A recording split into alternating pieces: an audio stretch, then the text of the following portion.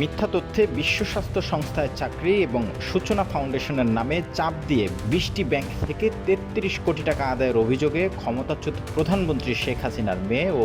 বিশ্ব স্বাস্থ্য সংস্থার দক্ষিণ পূর্ব এশিয়ার আঞ্চলিক পরিচালক সাইমা ওয়াজেদ পুতুলের নামে পৃথক দুটি মামলা করেছে দুর্নীতি দমন কমিশন দুদক। মামলা দুটির মধ্যে একটি আত্মসাৎ ও অন্যটিতে ক্ষমতার অপব্যবহারের অভিযোগ আনা হয়। বৃহস্পতিবার বিষয়টি নিশ্চিত করেছেন দুদকের উপপরিচালক আক্তারুল ইসলাম।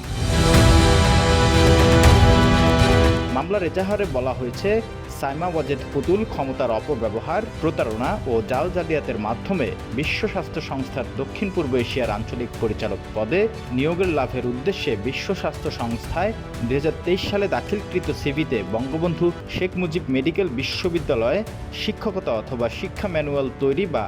রিভিউ সম্পর্কিত কার্যক্রমে অংশগ্রহণ না করেও নিজেকে উক্ত প্রতিষ্ঠানের কাজের সঙ্গে সম্পর্কিত মর্মে মিথ্যা দাবি করে বিশ্ব স্বাস্থ্য সংস্থায় আবেদন এবং পরবর্তীতে বিশ্ব স্বাস্থ্য সংস্থার দক্ষিণ পূর্ব এশিয়ার আঞ্চলিক পরিচালক পদে নিয়োগ পায়। অপর মামলায় বলা হয়েছে, সূচনা ফাউন্ডেশনের সাবেক chairperson Saima Wazed Putul, Bangladesh Association of Bank O